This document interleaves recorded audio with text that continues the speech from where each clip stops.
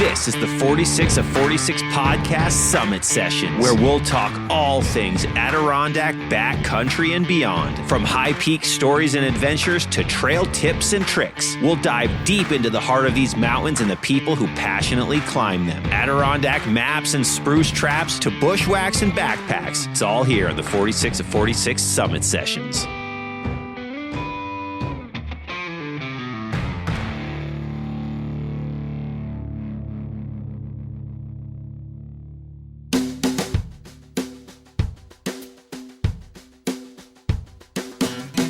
Hello, everyone, and welcome back to the 46 of 46 podcast. I'm back this week with a summit session, and one of the podcast's most beloved characters, Mr. Jonathan Zaharek, is here in the Shedquarters 46 Outdoor Studio right here with me today. Mr. Zaharek is here in the flesh. He's not on a phone. He's sitting right across the table from me. In your new shed. Yes, in my shed. The Shedquarters. Let's call it what it is, dude. This is the Shedquarters. I'm a shed guy. I was born in a shed. Not really, but just like kind of like figuratively. Most of my life transformations have happened in a shed, from like my weight loss transformation, which I've talked about on this podcast, my business endeavors. Everything has just been created in the shed. So I just do sheds. It's what I do. I'm pretty jealous. I mean, I feel like if I had something like this, I'd get work done more than I already do, and I'd probably stop going to coffee shops. Yeah. I don't have a Keurig. You need a Keurig. Nah, dude, I don't need that. Why do you need coffee? Just like you can drink decaf. You can just drink decaf. It's fine. Good. It's the flavor. See, that's the thing is I actually drink coffee occasionally for just a quick jolt of energy. So like if I'm at work, for example, on a Friday afternoon, so in my line of work, there's 3 of us in the department. I'm always on set swinging the microphone, and the other guy who's not on set knows like around maybe like an hour left in the workday on Friday, and he knows I'm about to get in my car to drive back up here to the Adirondacks. So he'll go get me a cup of coffee. And and when I get the coffee, it stays on the cart for an hour. So it like becomes so lukewarm and whatever. So I can just chug it and be on my way, because I hate the flavor of it. I absolutely hate it.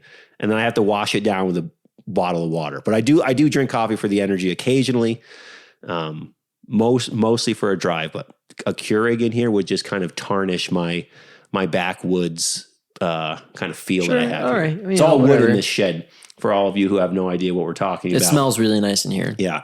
A lot of great stuff happening in the Adirondacks right now, but I wanted to have Jonathan on to chat about what he's been doing, what he's working on.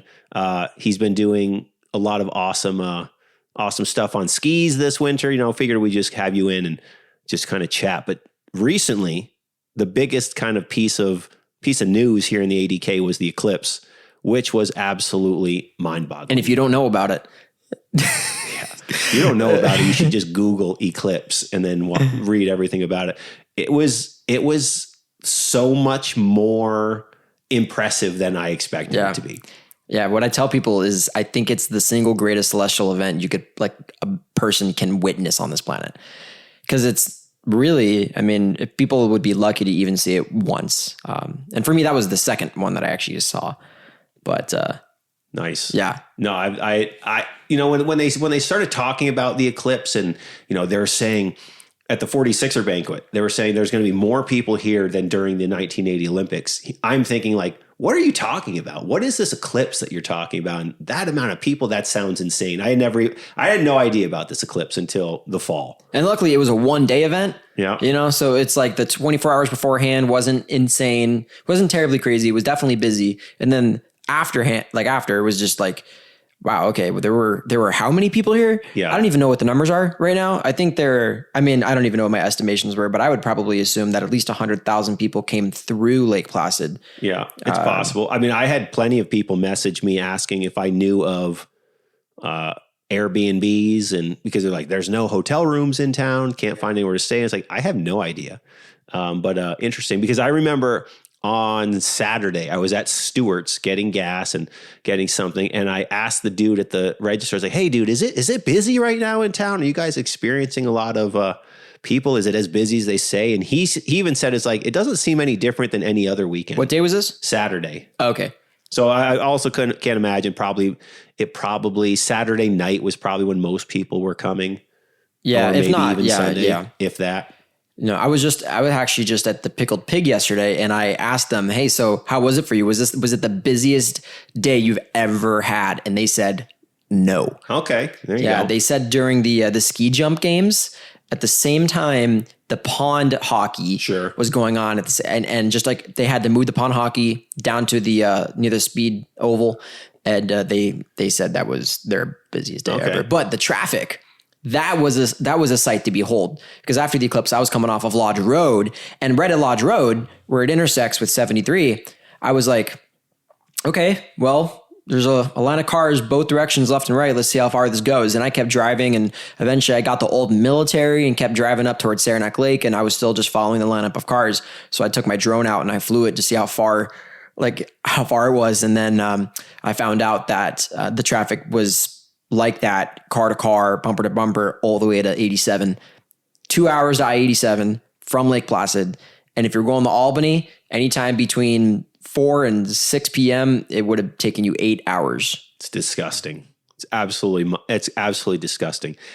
For me, I watched the eclipse probably a mile from my house. And then we had one turn to get onto 73 to get over to the road that we live off. This is probably half a mile. From that, dude, that's not even half a mile. That's probably like a third of a mile. It took us 3 songs on the radio to go the third of the mile. So that's like, we'll give it like 10 minutes to go that, few hundred yards. So I had a hunch that it was going to be pretty brutal at that point. Thankfully, I didn't have to go. But so you had already experienced the eclipse. So you kind of already knew what it was going to be like. I had no idea, never seen this before. And I actually, honestly, I hope that the vision of when I took my glasses off and like, boom, I saw it for the first time. I hope that is like ingrained in my brain forever, because that moment, I had no idea what it was going to look like. And boom, then you see it and you're like, holy crap. Like, it really was worth the hype. And let me tell you something too, for all of you who have no idea what it was like here in the Adirondacks. I know a lot of my listeners are in Western New York, and I guess it was a bust there, clouds everywhere. You couldn't have written a better Hollywood script for what happened that day here in Lake Placid. So all morning it was clear, sunny, blue skies. And then around like 11 o'clock, 12 o'clock, clouds rolled in. And it's, of course, everyone's like, of course, this is what's going to happen. I see where you're going with this. Yeah. And then the clouds were there, and it's like, oh crap, the event kind of started, was like 2:15 or something. That's about when it started transitioning. And 3:24, I believe, was like the moment of totality. So clouds rolled in around noontime. And then it's just, you're just like, God, of course. And the sun's behind the clouds. It's like, this sucks. And then as it was getting closer, so even at like 2 o'clock, 2:30, 3 o'clock, like the sun was still behind clouds. And then I kid you not, 10 minutes before totality, the clouds started to just kind of blow away. And by the time it happened, it was completely clear. Like, it was exactly what you would have written in a Hollywood script. Yeah, I don't know if this actually, I might sound stupid to anyone here who actually understands meteorology. But luckily for you, I do understand meteorology. Okay, well then riddle me this. I'm kidding, I don't actually know. Okay, well, do you think there's a chance that those high level clouds maybe dispersed a bit because of how the temperature dropped? That would have not just been at ground level. That would have been the whole plant, like the whole, like sure, that area and atmosphere. And so as the temperature is dropping, that caused the clouds to maybe dissipate a little bit more. I don't know if that's how that works. I have no idea. I can't confirm or deny. They can't account for that. No, absolutely. Because weather models won't. Yeah. They weren't like thick, heavy clouds. They were just like those clouds. They're high cirrus clouds. Yeah, they were cirrus clouds. And so it was like, oh, please get out of here. Get out of my face. Right. And the temperature probably dropped like 15 degrees. Which was wild. I mean, obviously it's to be expected. The crazy thing too is, right up until the moment of totality, like the daytime was slightly darker. But if you look at the sun, it didn't look any different than it would regular. Like even just the little speck It still hurt to look at. That's what I'm saying. Like it just from the naked eye, it's exactly what it normally is. And then as it was getting colder and the wind started blowing, dude, it was a religious experience. It just was. It was so unbelievable. And I had no idea what to expect. So I'm watching it with my glasses on. It's like, all right, the moment's coming. It's just the sun is like still there a little bit. And then all of a sudden the glasses went to pitch black. And I was like, oh, I can't see anything, literally anything. So I take them off and boom. That was the first moment because I hadn't even really seen pictures of what it's going to look like, or, I didn't see, I know like the news was kind of like following it throughout the country all day. I didn't watch any of it. So that was I literally went from 0 to 100 with what it looks like, which was absolutely incredible. And then you look around and it's like, holy crap, it's dark out. And it was exactly, dude, it's a religious experience. I have no other way to put it for me. Like that's what it was. It was that just mind blowing. And then I was like, man, I understand why people traveled across the country or the world. Yeah. Actually, a couple down the street had visitors from Switzerland who flew here for this. Yeah, well, they got the money. Yeah. And then I had a buddy who came from Oregon. And even when he told me like a few months ago he's coming down, I remember thinking like, dude, why are you coming here for this? Why? But now, dude, it's worth the hype. I will happily travel somewhere else to experience this again, because it was everything that I had expected, or it wasn't everything I expected to be. It was so much beyond that. It was everything that they said it would be. Yeah. Basically, we have Iceland in 2026. That's 58 seconds long, and then there's one going over North Africa. I think that's 2027. Maybe 28, but then there's also one in Australia as well. I'm going to try to go to one of those. Australia is the same distance around the world, no matter which way you travel from here. That's very true. It's as far as you can go. Perth, Australia. Actually, yeah, it's as far as you can go. So you can choose which direction you want to fly. That's a good point. Yeah. I'm going to give you a fun fact that might help you even appreciate the eclipse even more. Please do. Okay. This is true. You can fact check this. We are the only planet in the solar system where you can witness a solar eclipse like this. Huh. Any other planet, every other planet, the moons are either too small or they just don't line up with the sun ever. And then other planets that clearly you can see the shadows of moons orbiting Jupiter and Saturn. There's no surface on these planets, right? How could we really know that though? Isn't that just kind of a theory? Like, has anyone been on these other planets to experience this? Like, how can we truly confirm what you're saying, or what NASA is telling us? That this is true? How can we truly confirm? No. How can we truly confirm the sun is 93 million miles away? I mean, what if it's 94 million? It is 94 million miles away. 93 million miles away. Well, no, it varies between, I think it's around 20 million miles. Also, the sun is 400 times larger than the moon, and the sun is 400 times further than the moon, which is why during the eclipse, they appear the same size. Yeah. Hot dog. Yeah, I'm kind of like an astronaut on the side. I actually have an astronaut podcast too. It's called Moon of Moon podcast. But, it's a great podcast. You should all check it out. It's Flat Earthers' favorite day, solar eclipses. Yeah, it's a good time though. In all seriousness, this thing was freaking unbelievable. Now, you had a bit of a letdown for the eclipse. And I remember too, while it was happening, I remember thinking to myself, I kid you not, I was thinking to myself, well, leading up to it, I was taking pictures with my phone with the glasses over the lens to try to see if it would work.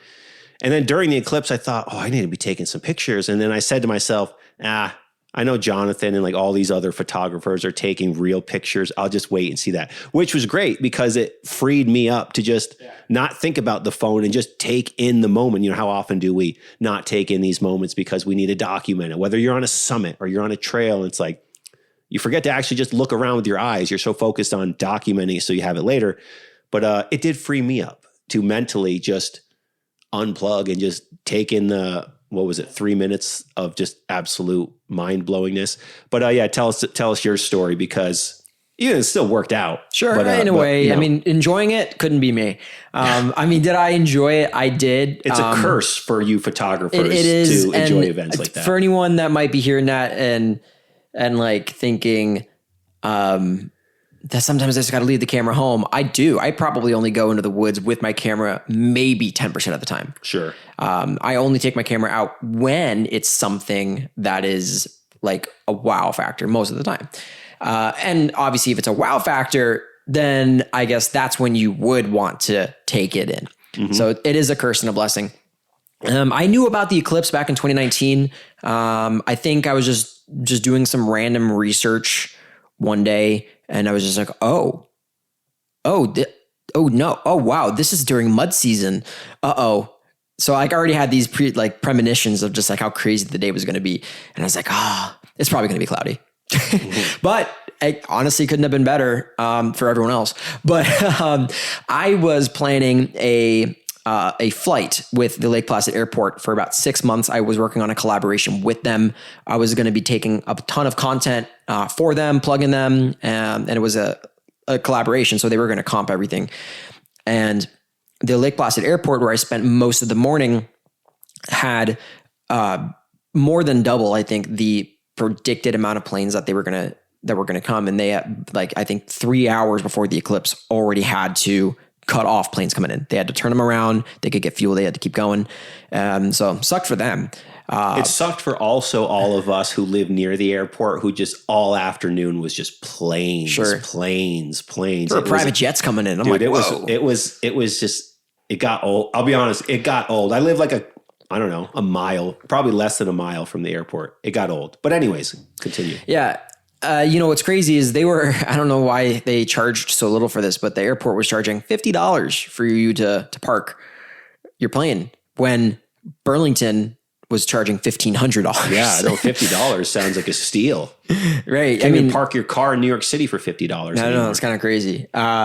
So I was told last minute that we weren't going to fly, mainly because the person who was going to be taking me up, the airport is very, very small. And so the amount of air traffic they had coming in, how it's run is not necessarily it's not bad. It's run how an airport that size should be run. But they were at the mercy of just, two quote unquote air traffic controllers with radios and stuff like that. And so it was just so overwhelming. And there was just a lot going on, and it really overwhelmed the guy that was going to be taking me up. And he kind of told me, he's like, hey man, I'm really sorry. And I don't think I can fly. I don't think I'm in the right headspace. And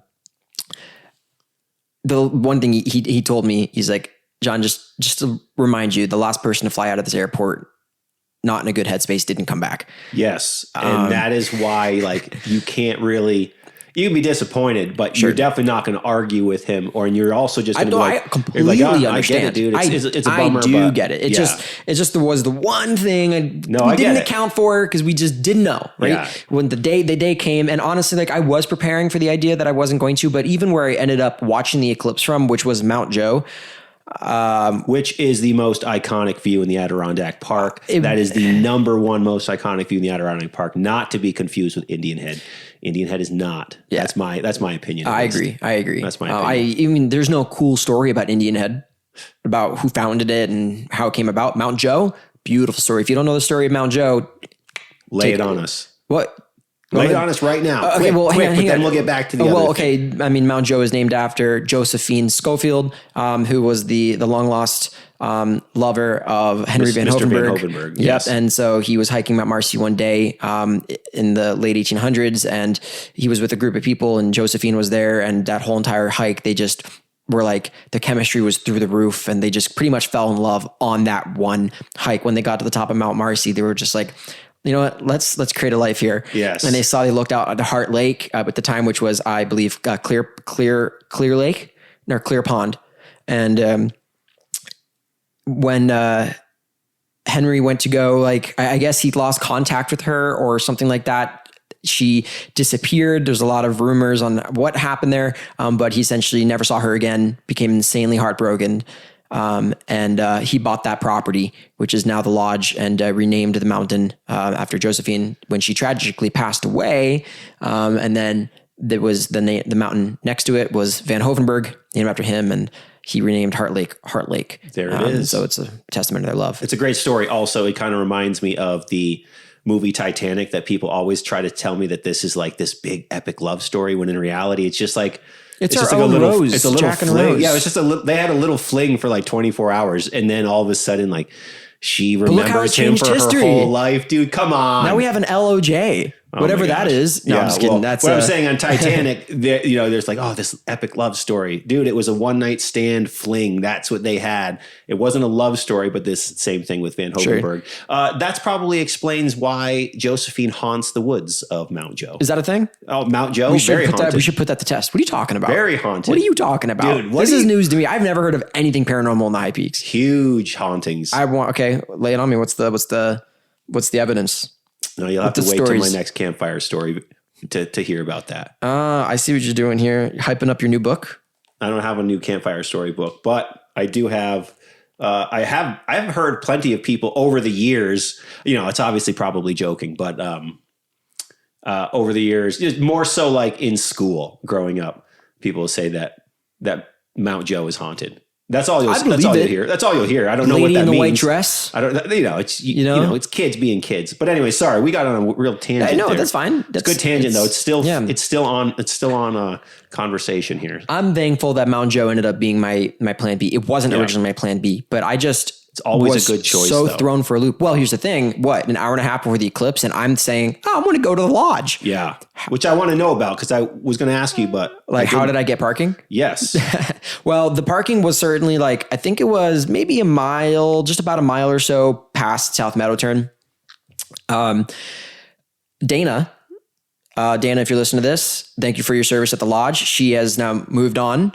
Since then, so I think I can say this now. But I called her up and I was just like, hey, is there any way you could sneak me in somewhere because all of this changed last second? And she's like, no, I got you. You were up against the clock at this point. Yeah, and people are like, no, you want to have a good experience, right? Absolutely. So they kind of hooked me up there in that second, and so I just rushed over. And you know what I'm wearing running up Mount Joe? Just regular mesh sneakers. My just lifestyle joggers and this suede jacket. I literally look like I came off the streets of New York City, and I'm just running up with all this camera gear. And I never felt more unprepared in my entire, no micro spikes, nothing. Just it was deep mud and snow and slush and it was terrible. And I had to apologize. When I got up top, I even asked one of the ladies up there, who was one of the directors of the lodge. And I was just like, hey, I'm actually looking for you. I was wondering if I could get special permission from you guys to fly my drone during the eclipse here and give you guys all the material and everything like that. They still said no. Mm-hmm. So good. They should say no. They should say no. These are the rules. This is what we're going to do. Not rules for thee, but not for me. Anyways. Yeah. Well, they good said for them no. for sticking to their guns. I don't really compliment the Adirondack Mountain Club very often, but good for them in that scenario. You really think so? That I don't compliment them? No. That you think they didn't take advantage of an incredible marketing opportunity? Yeah. I mean, do I think that they don't probably fly drones or do things like that on their property? They give people permission. They do give certain people permission. Anyway, it's whatever. It's not really You're just not VIP enough for these people, dude. You don't donate enough to the Mountain Club. You should probably start a business and then say that we're going to give our profits to the Mountain Club. That's what people seem to like to purchase and donate to. You got to give more money to the Mountain Club. Anyways, I don't want to go on a tangent about them, but I will. Well, maybe next time. Today, I'm releasing a 5-minute video of just my experience from the eclipse day, and it was very melodramatic for me because once I got on Mount Joe, which there was only maybe 20 people on the lower summit, and it was not really that hectic. There was a lot of people that I knew, friends and stuff like that. So it was a good time. But I was just frantically trying to recalibrate my mind and figure out exactly what I was going to do. Mm-hmm. And I got some stuff, but it's all right. It is what it is. I think I still did the best I possibly could have under the pressure that I was under. So yeah, okay. But you didn't get what you wanted, but you still got I still got content. Yeah. Stuff. I got photographs, which you can see on my website, jonathanzphotography.com. And there are limited edition prints there that you can purchase while supplies last.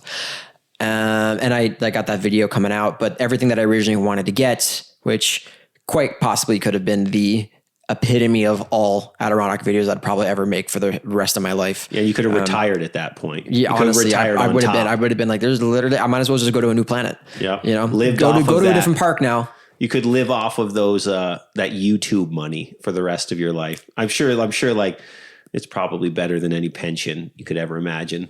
The money you get from that YouTube video. It probably would have, the algorithm probably would have like snuffed it out. Ah, dude. No, they would have boosted it. They said, "Oh man, from the Adirondacks, from the high peaks. Oh, Zaharek, yeah, dude. Let's get him out there. Yeah, push that. Video. It's not really helping. No. Anyway, yep. So the solar eclipse happened. Yeah, it was great. It was worth the hype, as I said. I was, which is big impressed. coming from you because I feel like you're definitely not the type to just like, wow, that lived up to it did all the hype because people were absolutely hyping it up. It impressed me very much. I would love to experience it again. So who knows? Maybe another time I'll actually travel and just be like, oh, there's a good excuse to go to X. Let's go. But it was awesome. Highly recommend traveling for these sorts of things. It has my stamp of approval. Not that means anything, but I was impressed by it. It was cool. There's a huge element too of like, I didn't have to go anywhere. It was just right here. Yeah, so that does also help the whole vibe of my story and my experience. Would you have traveled for it? Yeah. My wife and I were kind of debating like, okay, so now that we know what this is, how far would we go again? And we pretty much determined I'm not going to get on an airplane unless I'm going somewhere where it's a cool, it becomes a trip where it's a good excuse to go. I'm not going to get on an airplane. But I determined 4.5 to 5 hour drive, no problem. Okay. 100% for that. So barely leaving New York State. Kind of. 4.5 to 5 hour drive would probably be what I would max out because the event here was so perfect. It was so awesome. Yeah. And for those wondering when the next solar eclipse will pass over the Adirondack Park, not necessarily the high peaks, but the Adirondack Park is the year 2719. So we're looking at 695 years from now. All right, let me put that in my Google Calendar. Yeah, we probably will all be dead by then. Our planet is going to look like the Dune planet, which, by the way, have you seen Dune Part 2? I've not seen Dune Part 1. Okay, well, I need to congratulate Christopher Nolan here. Absolutely mind-blowing. And I'm assuming you understand, like with Christopher Nolan, how he doesn't use visual effects. Yeah. Right? This guy, I mean, dude, they were in the Sahara Desert capturing the solar eclipse that occurred a few years back with like IMAX cameras and stuff like that, getting all these shots. It was one of the most beautifully visual movies I've ever seen. Yeah, I know quite literally nothing about it. Absolutely nothing about it. I don't know anything about the story, the movies. I think it's a book, right? Yeah. There's a few of them. Yeah, it's very strange. Is there a character in it or a thing in it called Shai Hulud? I don't know. Dude, I've never read the books. I'm a fan of the band Shai Hulud, and I feel like their band name came from that book. Doesn't matter. Anyway, so yeah, the eclipse was good. Let's move on to some other things. It's mid-April. Yeah, it is now actually mud season. Yeah, now okay, it's the fourth spring. Yeah, there's wild winter. I got so many messages from people about like, man, you're really going hard with this, like this whole it's not mud season thing, and I just would respond, yeah, because it's still winter. It's the Adirondacks, people. I mean, we're going to have snow through April. I mean, right now it's mid-April and the snow is melted out there, but we're going to have at least 1 to 2 more.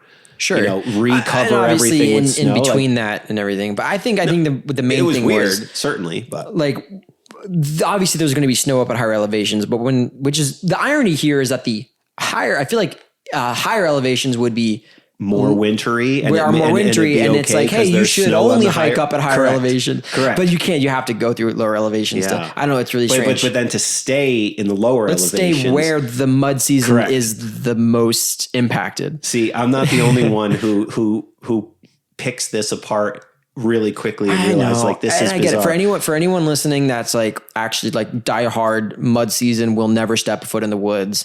Like I'm not.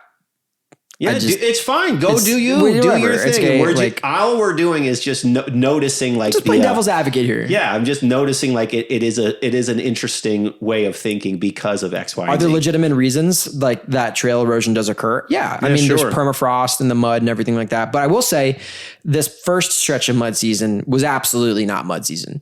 Like it was for the 1 week because we just had a crazy amount of rain and crazy melt back in like the first week of March. Yeah. But then it just instantaneously, like the following week, we got dumped on with snow and it stuck around. It was cold. It was like it never even happened. It was legit winter everywhere. It was a bizarre winter. And a lot of times we have, forever, we have the January thaw where the end of January, like all of a sudden it's spring for a week and then winter is back. This winter was just more of that kind of bizarreness than usual, 1000%. But dude, it's winter. They were calling it mud season in February, the middle of February. Come on, it's February. Get out of here. That's not to cut you off, but that's why I had fun with this concept of it's still very much winter, and it's still, like I said, it's May. It's middle of April right now as we record this. So, in my opinion, once May 1st hits, that's when I could go, all right, cool, spring is here. But dude, we'll get in at least 2 more snowstorms that will cover everything 1000% in the next 2 weeks, 3 weeks. The last 2 snowstorms we got were diabolical. They were especially ridiculous. The very last one, the most recent one that we got, which, by the way, if the solar eclipse happened just even one day earlier, it would have been even more photographically beautiful because everything was caked in white. We had, I believe, blue sky. 27 inches of snow. And I'm sure the wind loading was much higher or was much deeper higher up.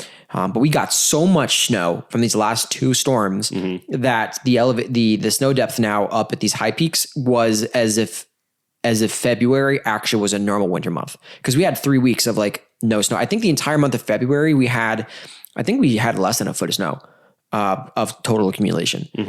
And no, I believe that. Based on how often really I shoveled deep my up driveway. there. It is actually so deep. And I say that at this time of year every year, but I actually feel like for what this winter was, I really feel like we're going to have some snow up there till like maybe the first week of June on trails. Well, we don't usually get when did we get that storm? Was it April? Yeah, it was last week. This most recent one? Yeah. It was a week ago. Yeah, today. It feels like literally a week ago today. Okay, so we usually don't get 17 to 20 inches of snow in the beginning of April. That's a gigantic snowstorm, more of a winter snowstorm. So I think I would agree with you. Because of that storm, it's going to be here a lot longer than normal. But you've been doing a lot of skiing this winter. And tried to. Yeah, let's get into that. As I've actually been wanting to ask you some questions about this. So you're trying to tackle this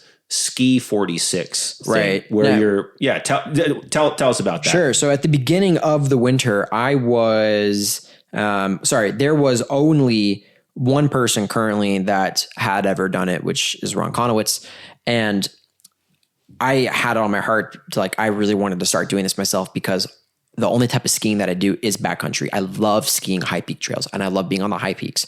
For me, that's like my acquired taste. I love this tight trees, descent, ski trails, especially once I realized how efficient it is to hike a high peak with skis on approach and then snowshoes up to the top. I've never, you could probably do 3 single season winter 46s in one season, efficiently this way.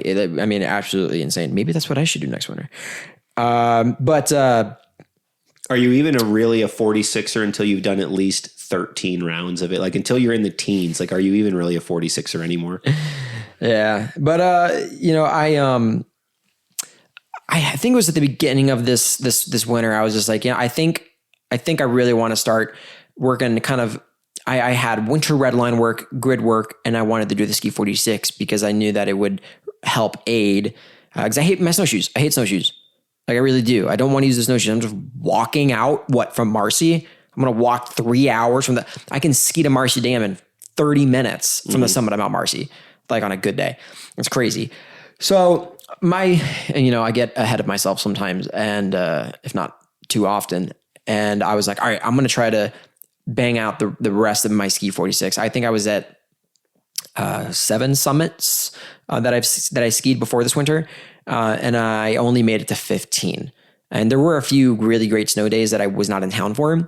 But I was really hopeful that this was going to be a great winter. I skied nipple top and dial the first week of December, car to car.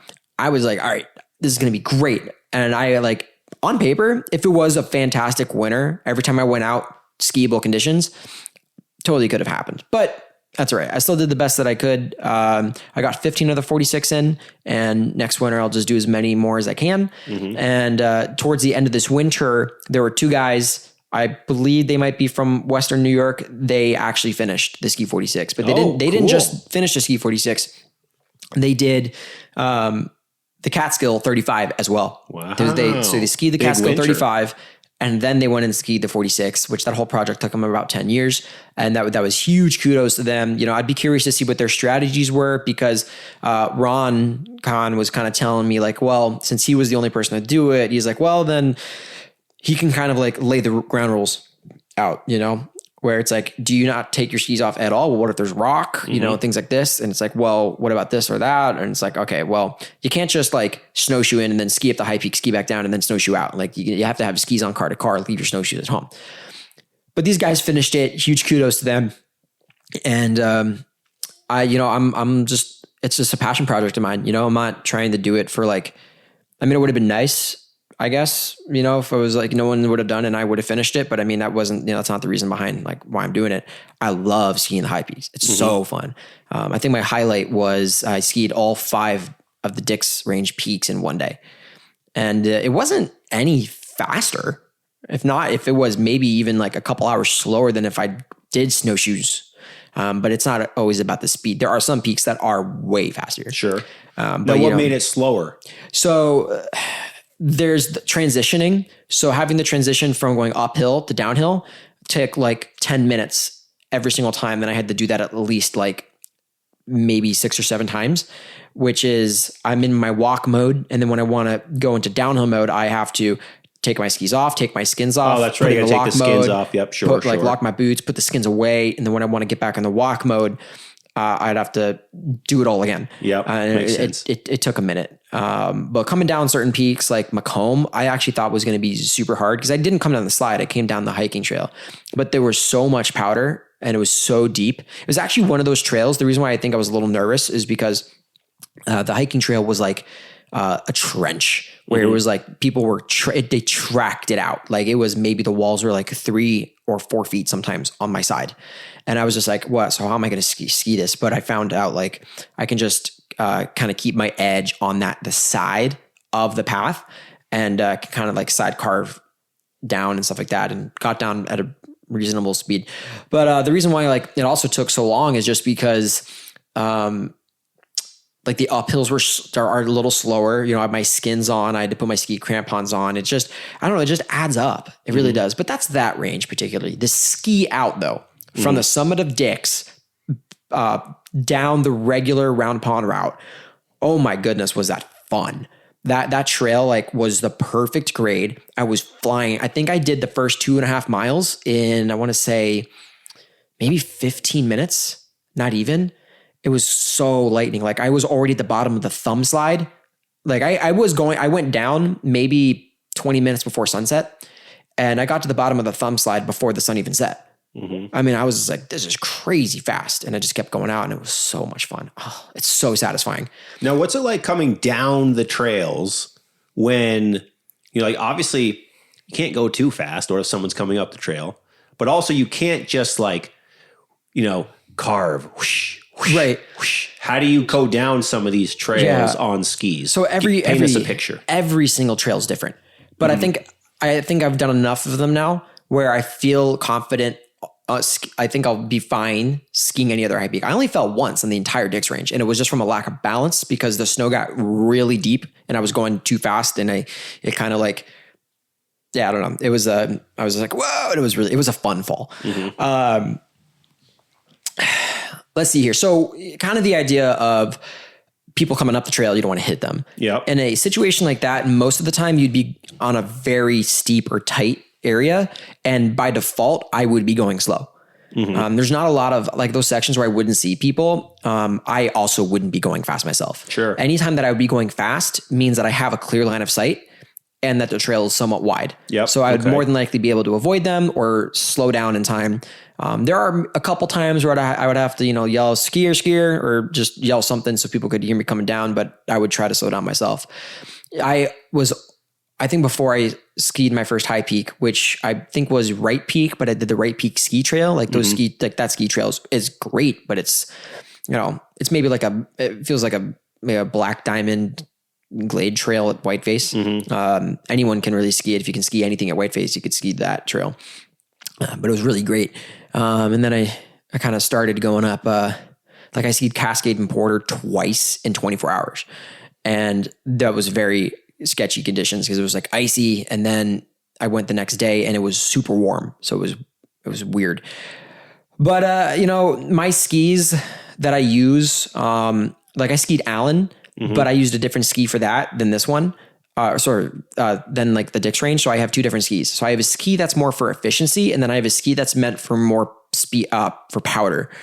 So if I know that the powder is going to be deep and I'm going to have like no passable rocks, nothing. And it's just going to be like beautiful snow car, I'll take my Blizzard 160, Blizzard 0G 164, which has a 105 width, which is like, you don't really ski much out here with a 105 width. That's like out west powder, like width.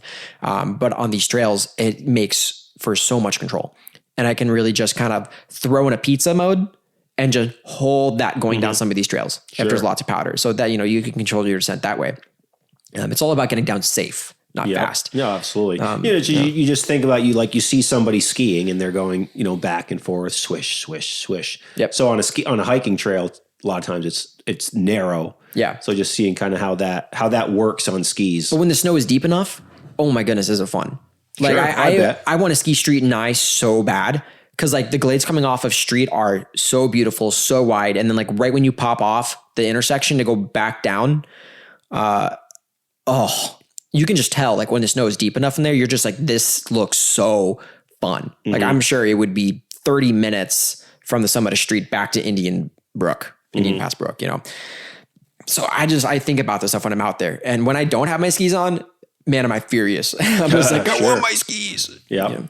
Now, if somebody wanted to try this like snow skiing, what did you do to learn to ski? Because obviously skiing the high peaks, which is most people, they've skied, mountains that are for skiing. Yep. How would somebody start this? Okay. I actually feel like I have the most unconventional, but like the perfect startup for this, like how it happened for me. I had never skied once a day in my life, except I did a couple cross country. So I understood a little bit how to just stay balanced on skis. And I used to work for High Peak Cyclery, and we went up to Mount Joe, which has beautiful ski trails in the backside of it. Yeah. If the snow is deep enough, they're really great, but they are very steep and narrow. We had a ski party. They said, John, grab a pair of skis from the rental fleet. We're going to go up Mount Joe and we're going to ski it. And I was just like, okay, I don't know what I'm doing. And Xander is the guy who used to work at High Peak Cycler. He lives up in the Yukon now. And it was all about the teacher. He said, all right, John, this is what you're going to do. And he walked me through getting down Mount Joe. Might have taken a regular person 5 or 6 minutes, but it took me just over an hour. Right. But it was going down, learning how to use my edge, just kind of skirting it down. So I didn't learn at like a bunny slope. I was kind of thrown into it, and I was forced to like think and have to figure out how to use my edge, how to do a pivot turn, how to do a jump turn and these things. And really just like, I don't know, it forced me into learning how to use my skis. And by the time I got down Mount Joe, I was like, I felt confident enough that I could go back down it again without his help. It might not have been super fast, but I would have been able to. And so from that moment, I started kind of just like, I bought my first setup, and then I just started kind of doing it my own. And then eventually I got a Whiteface season pass and went to Whiteface and just hung around people that knew how to ski well. And I think this translates into anything else in life that you want to get good at, is hang around people who excel at that. And I think up here in the Adirondacks, it's a little hard for two reasons. A, there's not a lot of people up here that, I don't know, it's few and far between to find people who are good at certain things. And I'm not just talking about in the sports world. This could be anything, because there's not a lot of people up here. And then the second thing is, if you do find those people, it's people willing to let you be with them. Yeah, right? of course. Because it's backcountry skiing here is extremely pretentious. I mean, the whole world up here is pretentious. I'd say that's the outdoors world in general, Yeah. no matter what subject, whether you're hiking, whether you're backcountry skiing, rock climbing, hunting, fishing, whatever. Everyone's kind of on edge. Like, who's this guy? No pun intended. Yeah. Good one. But let's intend that yeah, pun. That's a good one. so it's like the good skiers don't want to ski with bad skiers. I get it. That makes sense. I think, But there's also that also comes down to, there's also certain people who have certain types of attitudes where they're the types of people that will give you the shirt off their back because that's the type of person they are. And they will teach you if they can do something, they will teach anyone who wants to know. That was Xander. That's great. And you got to find people like that. Yeah. So I am that type of person by nature. Do I know how to do something? You want to know? Cool. Let me show you how to do it. It doesn't make a difference what it is. I mean, that's why this whole podcast exists, right? Like, because I knew something. So let me give that information to someone else. And now here we are doing this podcast. But it is a kind of I'd say it's a problem in the outdoors world in general, this pretentiousness, this idea that everybody, you just kind of like on edge when you see someone new trying to do something that you're doing. It's like, dude, there's enough space for everybody. It forces me to become a lone wolf. Yeah. Because right when I got on here's an example. Right when I got on the backcountry skiing here, like I was posting, reels, I was posting videos of me doing it, having fun, just sharing stuff that I love to do. I wasn't trying to something new. Right. I wasn't trying to say, hey, look how good of a skier I am. Look, I'm, this skier now, whatever. And I was getting all these negative comments from backcountry skiers up here and even commenting on other people's things and tagging me, be like, yo, John, this is how you ski, or things like that. And people were just like giving me absolute crap about and I'm like, yo, I never claimed to be a good skier. I'm not that good of a skier. I am, but I've acquired my skill sets specifically for high peak trails, right? I am definitely not good at tricks at the park. I'm not going to be maybe the most perfect with keeping my skis, perfectly together and aligned on every single, curve and carve and skiing backwards and all this other stuff. Yeah, that's fine. But, sometimes you're good at sprinting. Sometimes you're good at long distance running. So it makes sense. You're trying something new. Yeah. We should all be trying something new, especially when it comes to the outdoors, dude. There's a billion things you can do.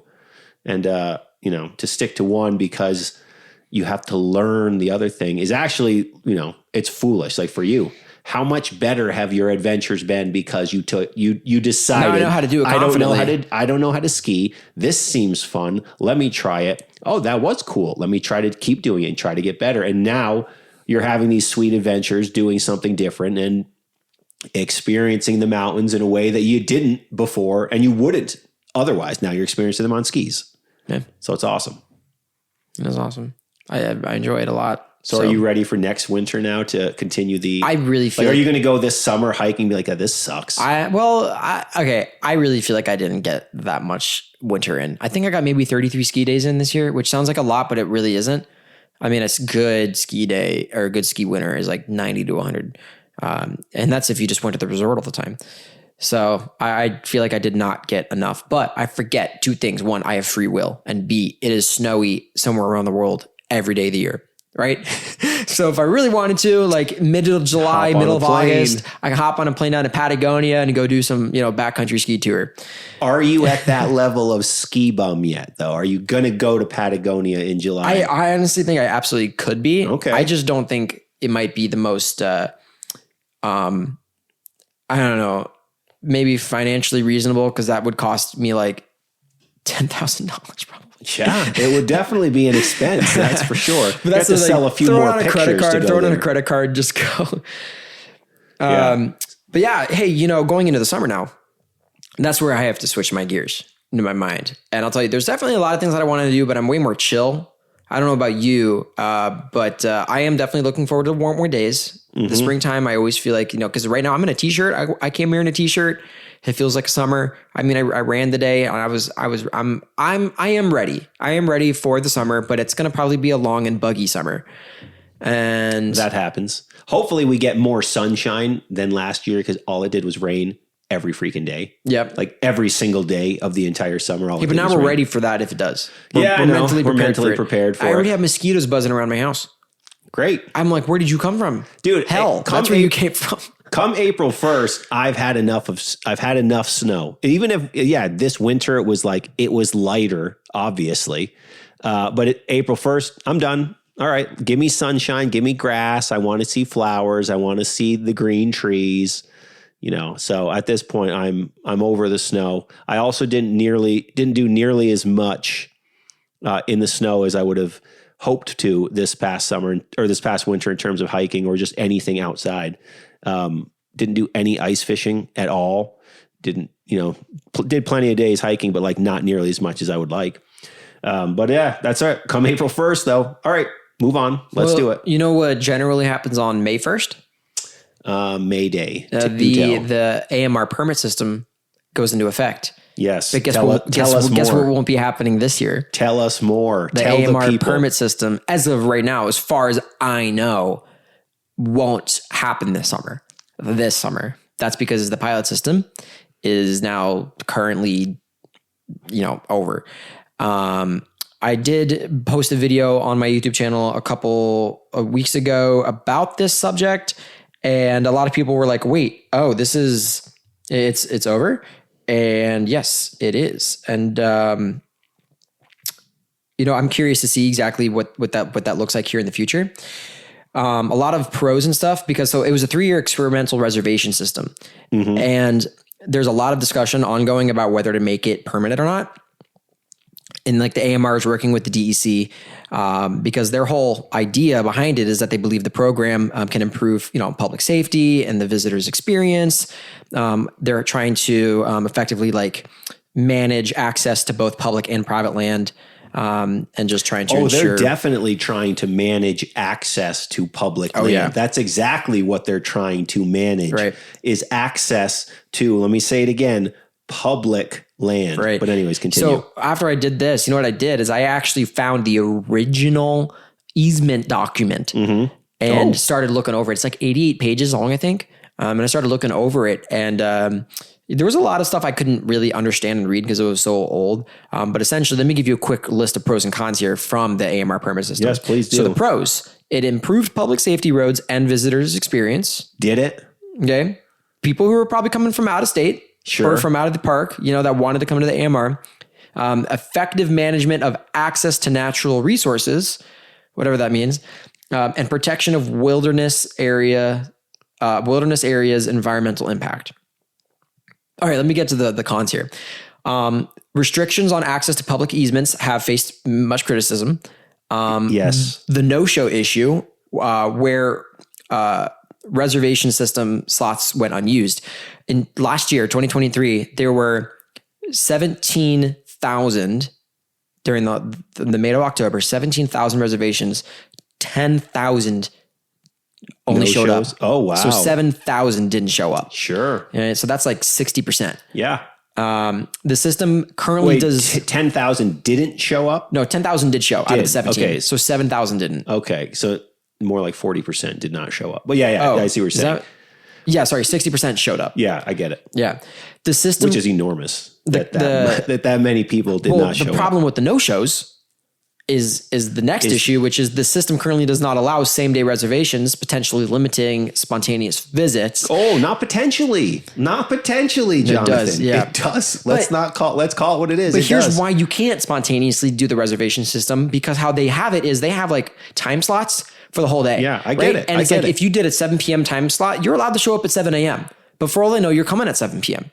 Right? Mm-hmm. So the thing is, that same day, you can't do that.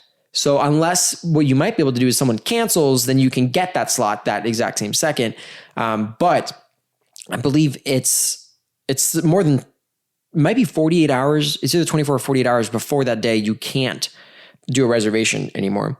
And I think your favorite negative side to the permit system is that it is simply against original easement intent and could be seen as it can be seen as contrary to the 1978 easement's spirit of open and equitable access, which is just true. Yes, it is true. And again, I have no problem whatsoever with them doing the permit system to park there. It's when you tell me I can't even walk. Why can't it be like the lodge? Problem. That's the problem. You can't walk in. This makes sense. You can't park outside and walk in. But what you can do is show up whenever you want, pay the person there or whatever, you get your ticket thing.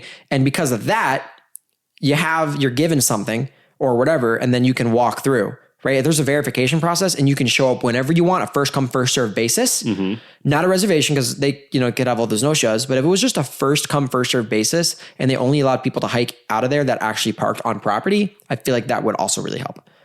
So you're saying you can only hike there if I'm confused. I'm confused what you're saying. You have to, just like the lodge, right? Imagine it like this. Imagine parking at the lodge. You couldn't hike at the lodge, or they wouldn't allow you in if you had to go park up at South Meadow. But you could walk the Marshy Dam truck trail in. Yeah, but you can you park down the street and then you walk into the lodge to go hiking. Right. But I'm saying in this situation, they don't allow that. I'm saying if they had to have some implementation, you would still allow spontaneous visits. You could just show up. Hold on. What? I got to stop you. Okay. Are you saying that every person who parks their car in the summer a million miles down the road on the lodge road, when they get to the lodge, that they pay the $10 to park there? They don't. Yeah, that's what I'm saying. So they're walking into the lodge by giving them nothing and going to hike from the lodge. I'm just throwing out a potential idea. I'm confused with how you're connecting these two dots. But anyway, sorry. Okay, well, I'm sure listeners are like, James, you're an idiot, dude. Well, no, I don't know. Let's say you can just walk in from anywhere.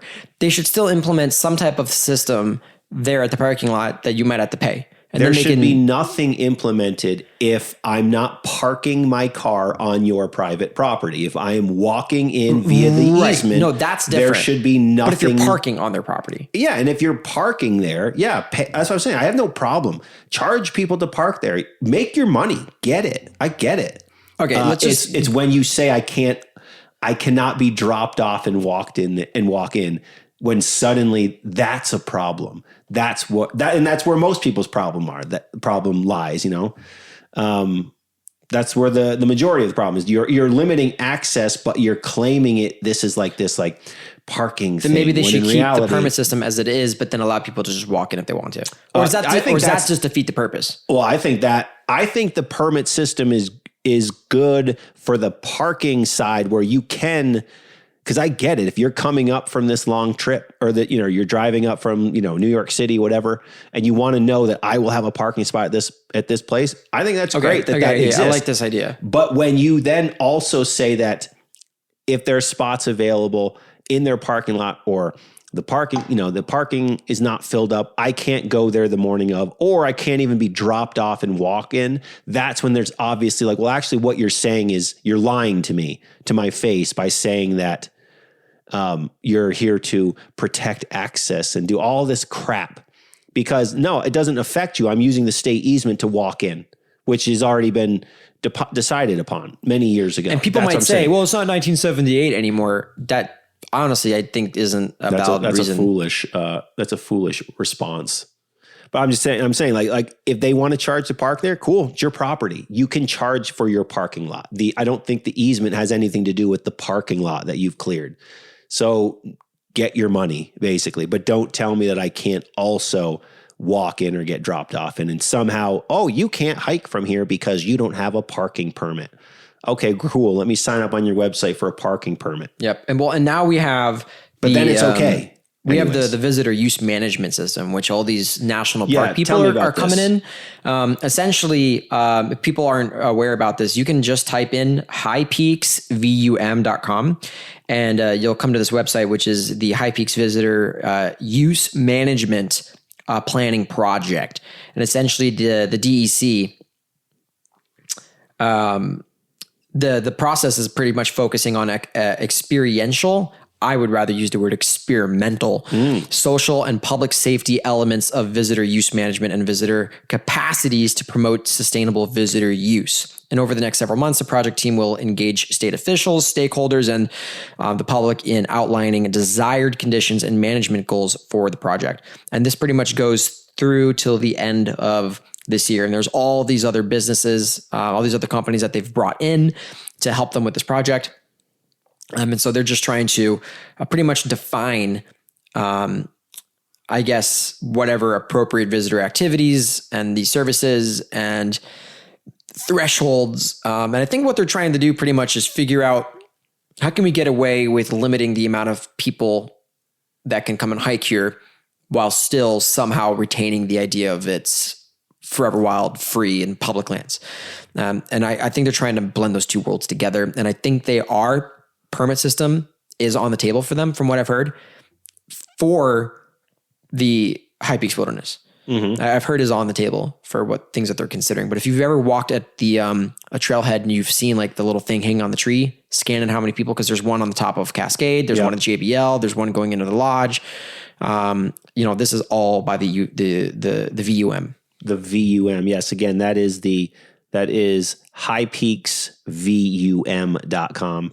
Could get all sorts of information from there. The thing is that it's like, this is not a national park. So the question becomes, do the people come in recognizing that this is like a kind of its own animal? And do they try to jam a square peg into a round hole because that's what they're used to doing? They take this is how we do it at national parks, so you need to do it the exact same way. Or do they recognize that this is its own animal altogether and needs, therefore, its own plan? That's what I will be curious to see, and what their kind of end goal is, or what the actionable steps become, unless this is just research for the next phase, which becomes actionable steps. But yeah, again, highpeaksvum.com. No need to make a permit anymore until you do. Let's be honest, until you do again. But who knows? So for right now, plan those summer trips over at the AMR. Go hike Dial and Nippletop, and go to Indian Head and all those places that you guys like to go. Well, we've been on for an hour, so let's wrap this up. Jonathan, always good to have you here at Shedquarters. Can I plug some real quick? Please. We got the brand new Hiking the Adirondack 46 High Peaks guidebook that I've been working on for 3 years. It gets released May 7th. Mm-hmm. You can pre-order that at my website, or just type in Hiking the Adirondack 46 guidebook on Google and you'll find it. It's black and yellow. You cannot miss it. If you buy it directly from my website, I will be supported the most. Yes. If you buy it from Amazon, then you support Jeff Bezos the most. Yeah, Jeff needs some money. It's a great book. I actually have a copy of it. Jonathan dropped me off my own personal copy, so I appreciate that. And it's amazing. Like, you've done an unbelievable job on that book. The pictures, the amount of the amount of just like trail information and history and all the stuff, dude. You really crushed it. And I say this genuinely. You did a fantastic job with the book. So everyone, that's your new guidebook to check out. Go buy it from his website so he gets the most money from it, since he's also, I drop ship them all myself. He's sending it out. If you get one from ordering on my website, you'll see my fingerprints on your book. Yeah. Maybe he'll sign it for you too. Yeah, there are signed editions available. Ooh. Yeah. No, cool. No, seriously, you've done a great job. Plug anything else you have. John, where can people find you online? Oh, you just, my name's probably in the title of this episode. You can just type in Jonathan Zaharek, whether on Instagram, YouTube, Google, LinkedIn. There's not a Wikipedia page yet, thank goodness. You could make your own Wikipedia page if you want. You will, dude. I will Narcissist never do that. like Jonathan Zaharek, dude. You're going to do that. And James, you got your Campfire Stories book as well. Yep. Yeah. It's exciting. I have a copy as well. And I love the Eagle Cave and the Sasquatch stories. Yeah, I'm really, glad really you good. Do. Yeah, no, you obviously inspired a bunch of the stories in that. Our day at Eagle Cave was wild. In fact, actually somebody so the Eagle Cave story, the characters are Josh and Brent, Josh is actually who you've heard on this podcast a million times, his name. And Brent is another buddy of mine from Saranac Lake.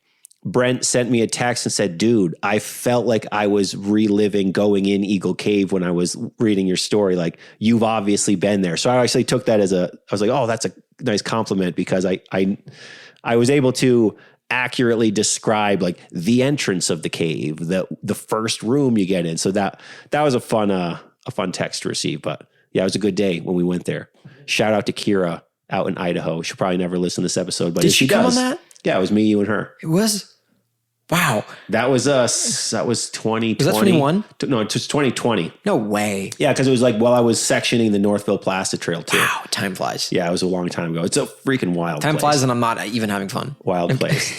But anyways, yeah. So check out Jonathan's guidebook. It comes out in May. And that's going to wrap up this episode of the 46 of 46 podcast. Thanks for listening. If you made it this far through the episode, I appreciate it. John and I just wanted to get together and chat, catch up on some things, talk about the Eclipse and different things going on around the high peaks and what we've been up to. Head over to 46outdoors.com to check out everything I have to offer, from guided group hikes to training programs to get you in shape to hike mountains and much more. You can check out my book, From 1 to 46, a complete guide to climbing the 46 high peaks. If you're about to start your 46er journey this summer, what an amazing life transforming adventure that will be. But that's at 46outdoors.com. You can find me on social media at 46 of 46 podcast, and check back on Fridays for new mountains, new stories, new guests, and new episodes right here on the 46 of 46 podcast. Remember to always leave no trace, do the rock walk, and if you carry it in, carry it out. See you on the trails, everybody.